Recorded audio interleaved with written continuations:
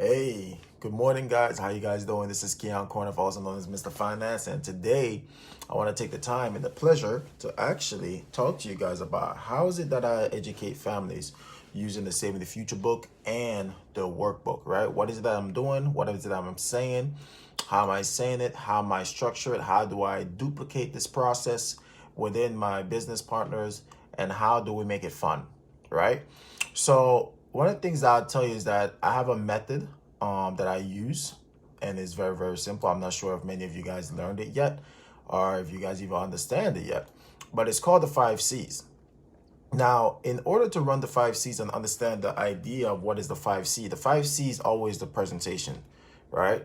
The 5 C's is the structure, and it's a very, very simple structure that helps everyone to understand how to educate and how to make it duplicatable.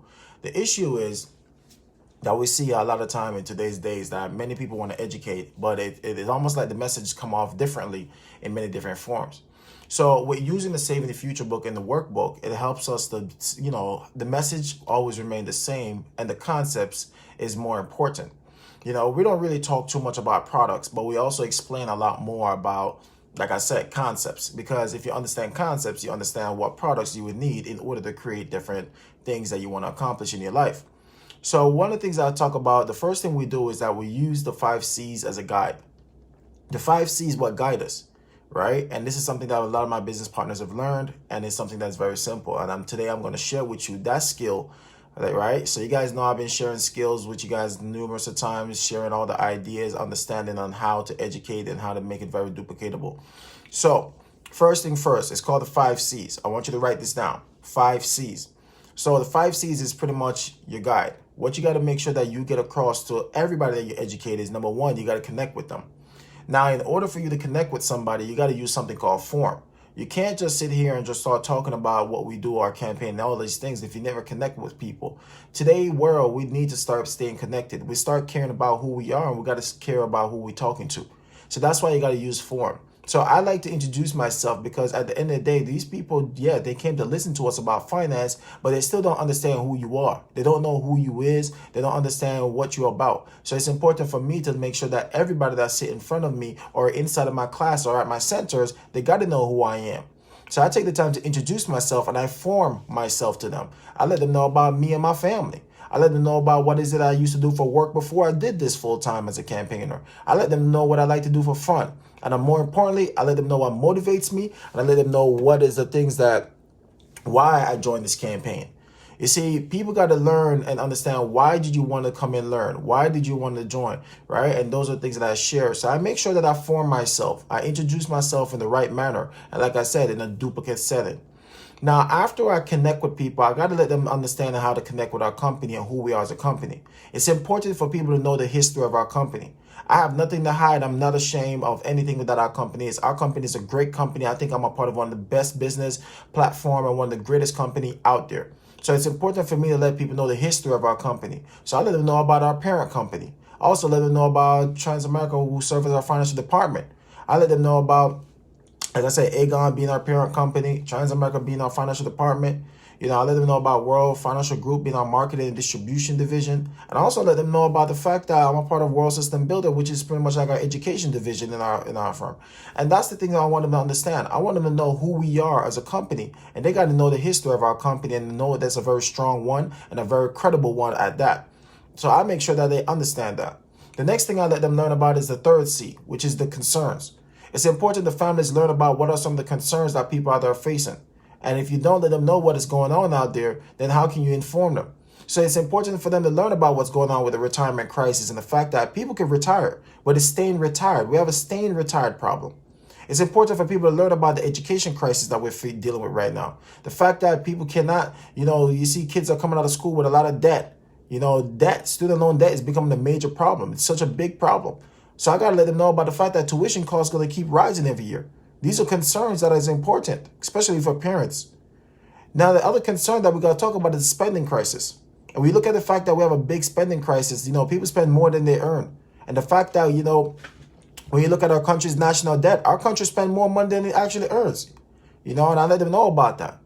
So after you cover concerns, and it's important for you to go into the fourth C, which is the concepts and the campaign. I share with them about concepts, but more importantly, I tell them about our campaign. And that's what I use when I go into it. I'm going to talk to you about today, how do I share about the concepts to educate and talk about them about the campaign. So I'm going to share with you how I educate about the campaign and how do I educate about concepts. And then the idea is to close, right? The idea is to close. So it's important for us to close. And you got to understand what is that you're trying to close on. See, many people will go into different events and they say, oh, I'm going to close. I'm trying to close a sale. Oh, I'm trying to close someone to be a part of the campaign. It's okay. You see, closing is not just about, me personally, it's not just about recruits and sale. I think closing is about making a friendship. I want to close on a friendship. I want to close on giving someone the fundamentals of understanding.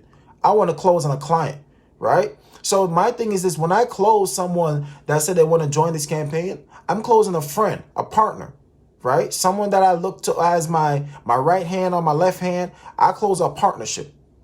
When I close a client, I don't close just a client as a sale. I close someone that I'm changing their generation.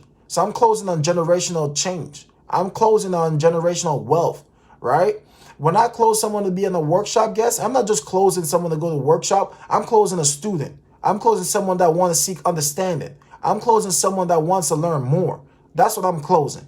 And when it comes down to again referrals, I'm not just closing on names and numbers.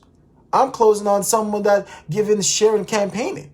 I'm closing on a campaigner, right? On a referral campaigner.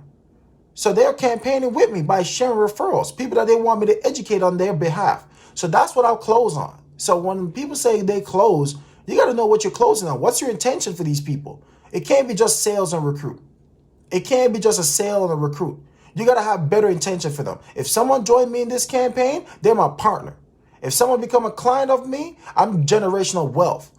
If someone joined this campaign because I'll close them on being a student, I'm closing on the understanding.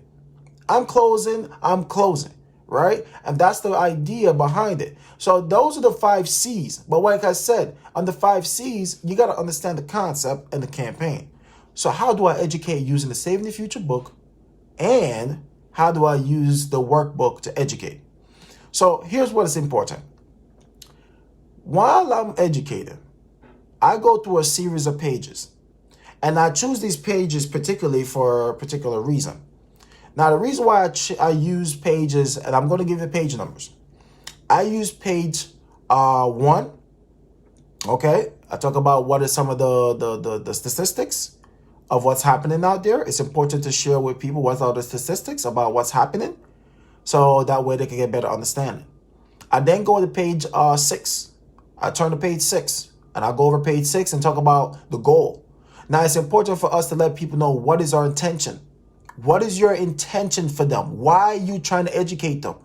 Like I said, it can't be just flipping a page and talking about this. It's about what's your intention. My intention is to help everybody I talk to or anybody that I come in contact with. Is to teach them 4 things. I want to teach you how to make money, save money, grow your money, and protect your money. These are my 4 intentions. So I let that be very clear on page 6. And then I show them the goal. What is the goal? What is the goal? Right? You got to have a goal going to talk to somebody. So my goal is to make sure that everybody I talk to understand how to create a financial foundation. That's the goal. So when someone said, what are you trying to help me with? I'm trying to help you create a stronger financial foundation. And when I talk about protection, you got to explain those 3 events. What are those 3 events? What they need to have in place for those 3 events? When it comes to premature death, there's 4 things you need to have, and it's important for them to know. They need to have their life insurance. Why? If you do the die method, they will know exactly why they need the life insurance. If they understand final expense and they know the difference between final expense and life insurance, then they understand why they need final expense. They got to understand why they need a will and a trust, and what's the difference between the 2 and why they need both of them. These are the 4 things that they must have in place before they prematurely die. Now, when it comes to health problems, you got to know the difference between having an HMO and a PPO health insurance. So it's important for us to teach families these things. And then when it comes to disability, they must understand why it's important to have long-term care.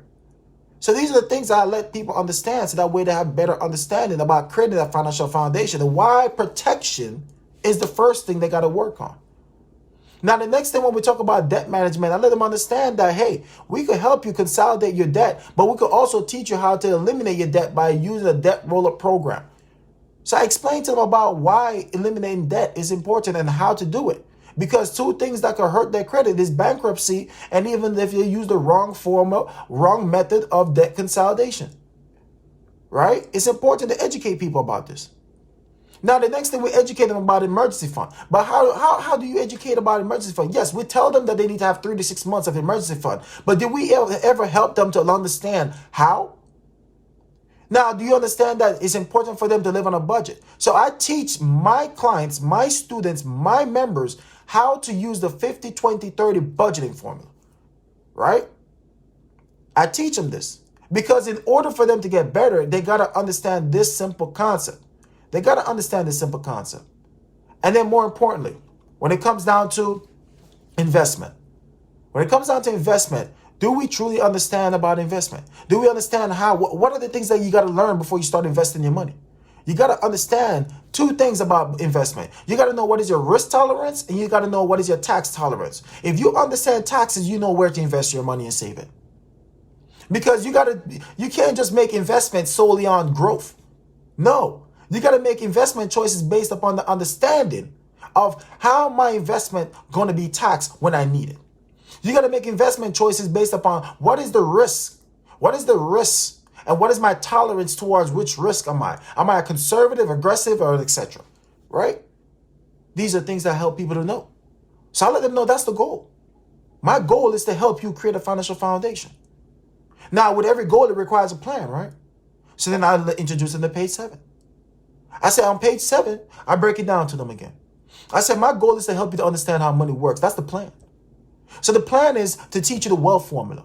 Because everybody needs to learn the wealth formula. Why? If you want to build wealth, right? Everybody want to build wealth. Everybody want to be wealthy. But nobody understands a step-by-step guide to do it, right? Because there's a guide. So I got to let them know, here's the guide we're going to use to help you to build wealth. So it starts with money. It starts with plus time. It talks about plus or minus rate of return. It talks about minus inflation, minus tax. That equals wealth. But it's one thing to say it.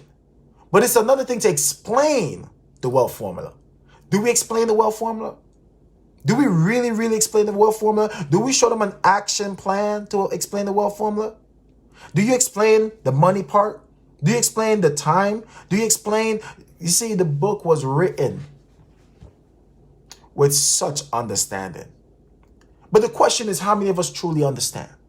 Do you understand the blue book yet? Do you realize that there's no blue book in front of me? It's here. I've read it. Know it. I'm a walking blue book. You see, the thing is this, guys. When you break down the money, you got to turn to page 8. You got to have, you see, I teach my clients and my members, they got to understand concepts. They got to understand concepts. And if they take the time to understand concepts, they'll understand what solutions best fit them. So I break down concepts like the wealth formula. I show them how to find the money on page 8. They got to learn concepts like pay themselves first. It's important for us to learn how to pay ourselves first, how to buy only what we need. And if we make those 2 small changes, it will result in big money. Spending is a habit, but so is saving. And what if you can make small changes to your spending habits and just start saving $10 a day? $300. You do that for the next 30 years, and you got an average of 8%, you would have got over $447,000+ today. If you did that 30 years later and did $20 a day, $600 a month. For the next 30 years, get an average of 8%, you have over $894,000+. I showed them the difference. And then I turn over on page 9. I turn over to page 9. And you know what I talk about next? Time. Time. I make sure they understand that time is money. I break down time is money. And then more importantly, I then break down the simple fact that procrastination is the enemy of savings. Why? Because there's a difference between save early and save later. Time. Time is the most valuable asset that we don't know. I'm not even going to get started on that one. They need to know the importance of time. That's why you work hard. That's why you're trying to save. Next thing that I break down to them. What's next on the wealth formula? Rate of return. So where do I go teach them about rate of return? Page 11. I turn to page 11 and I break down rate of return. Why do I break down rate of return? They got to understand the magic of compound interest and why it says plus or minus, right? Why it says plus or minus. And the reason why it says plus or minus rate of return is because of the compound interest. It works both for you and against you. So I got to show them the importance of getting an 8%. I give them the example of show them the difference between 4, 8, and 12. Why do I show them this? It's because the simple idea that people must understand that if you're not earning 8% to 12%, or at least have the earning potential of 8% to 12% or more, then you're not even in a position to even beat inflation. So even if you have your money in a CD or you have it in some whatever, and you're getting 4%, 2%, whatever, if you're not even earning 5% or better, you're not even in the game yet. So I make sure my clients and students and members understand that. Then what is the next thing on the wealth formula? Inflation minus inflation. So now I turn to page 14. I turn to page 14 and I explain what inflation is and why it's a silent killer. And I explain to them what inflation is. And I explain to them, how does inflation happen to our country? You know how inflation happened to our country? Inflation happens to our country because why? The country keep printing more money than it earns. So the result is that everybody will lose some value of their money. Some people refer to inflation as a hidden tax system in our current monetary system. I even give them history. Did you know in the last 100 years from 1914 to 2014, the U.S. inflation rate averaged 3.32%? And I give an example on the very bottom and I say, let me show you what that means. Let's say that you plan to retire with $4,000 a month per month as an income. And let's say that inflation was at 3% in the next 20 years. That means you would now need $7,224 per month to have the same purchasing power. I asked them questions like, are you prepared for that? You know why I asked them? It's because most people, when they're planning their retirement, most people, when they're investing, most people, when they're saving, they're not thinking about what the cost of living is going to be later on. They're not thinking about the fact that the dollar, fiat currency, is losing value every day. So that's why we have to educate. The next thing I educate them, what's next on the topic? What's next on the topic? Taxes. Right? Taxes. So you know what page I introduce them to next? Page 17. Page 17 through 19. I explain to them what taxes is. I let them understand that 85% of Americans save and invest their money where they get taxed now. 10% of the population save and invest their money where they get taxed later. And it's only 5% of the population learn about tax advantage. Why? And then I break down what it means to be taxed now, later, and tax advantage throughout page 18 through 19.